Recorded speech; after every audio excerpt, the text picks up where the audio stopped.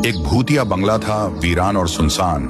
लोग दिन में भी वहां से जाने से डरते थे। कहते हैं कि इस बंगले में 25 साल पहले पति पत्नी ने अपने आप को आग लगाकर अपनी जान दी थी। कमरों के अंदर मकड़ी के जालों के सिवाय कुछ नहीं था। जब भी कोई इंसान हिम्मत करके बंगले के अंदर जाता तो सिर्फ उसकी आवाजें ही लौटती थी। पूरा शहर दहशत में था। पर एक दिन 3 दोस्त उसी बंगले के पास फुटबॉल खेल रहे थे। राघव ने शुभम की ओर बॉल फेंकी। उसके बाद शिवम ने उड़कर एक जोरदार किक मारी। बॉल इतनी स्पीड में होने के कारण सीधा उसी भूतिया महल के अंदर जा गिरी। तीनों की रूह कांप गई। राघव ने गुस्से से कहा, अबे शुभम, तूने ये क्या कर दिया? थोड़ा धीरे से नहीं मार सकता था क्या? मेरे पापा ने वो फुटबॉल अमेरिका से लाई थी, अब जाकर लेकर आ। शुभम ने कांपती आवाज से कहा, देख भाई राघव, मुझे माफ कर दे, मैं नहीं ला सकता फुटबॉल। ये भूतिया बंगला है, मुझे मरना नहीं है, मैं नहीं लाऊंगा। राघव हंस पड़ा। अरे क्या फालतू की बात कर रहा है? भूत वूत कुछ नहीं होता, रुक मैं लाता हूँ। जाते जाते राघव ने महेश को भी अपने साथ फुटबॉल लाने के लिए भूतिया बंगले के अंदर ले लिया। दोनों अंदर टूटी फूटी सीढ़ियों से ऊपर जा रहे थे।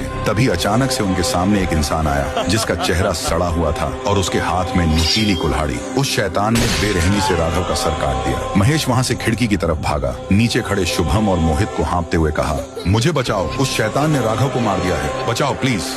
फिर क्या था, उस शैतान ने वहीं उसका गला काट दिया। शुभम और मोहित की रूह कांप गई और दोनों उस बंगले से भागने लगे। वहीं रास्ते से राय स्टार शहर की तरफ जा रहा था। उसके सामने से वही शुभम और मोहित भागते हुए निकले। उसने सोचा, अरे इन बच्चों को क्या हुआ, ऐसे क्यों भाग रहे हैं? तभी उसकी नजर भूतिया बंगले पर गई। राय स्टार ने सीधा बाइक बंगले के अंदर घुसाई और दरवाजे तक पहुंच गया। उसे जानना था कि इस बंगले में ऐसा क्या है। राय स्टार उसी सीढ़ियों से ऊपर गया और देखा तो दंग रह गया। वहाँ 2 इंसान आपस में बात कर रहे थे। उनमें से वही शैतान था। सामने वाला इंसान बोल रहा था, अरे ऐसा ही तू लोगों को मारता रहेगा तो पक्का किसी को पता चल जाएगा कि हम शैतान नहीं हैं। इस बंगले में अपना लुटा हुआ सोना, जवाहरात, पैसा सब है। कुछ ही दिनों की बात है, हम दूसरी तरफ चलेंगे और लोगों को डराएंगे। फिर दोनों ऊपर के फ्लोर पर चले गए।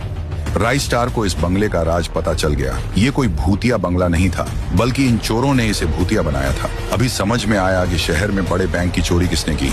उसके बाद राय स्टार नीचे से अंदर स्मोक ग्रेनेड डाल देता है। पल भर में सफेद सफेद धुआं छा गया। चोर ने दूसरे चोर को धुएं में जाने को कहा। दूसरा चोर धुएं के अंदर गया। तभी अचानक राय स्टार उसके सामने कुल्हाड़ी लेकर आ गया और उसकी भी वही हालत कर दी जो वो इंसानों की करता था। चीखने की आवाज सुनकर दूसरा चोर ऊपर आ रहा था कि राय स्टार ने उसका भी सर धड़ से अलग कर दिया। राय स्टार ने सारा सोना जब्त कर लिया था। अगर राय स्टार की बहादुरी पसंद आई हो तो सब्सक्राइब करो ऐसे ही और धमाकेदार कहानियों के लिए, और जोरदार लाइक ठोक कर कमेंट में राय स्टार लिखना मत भूलना।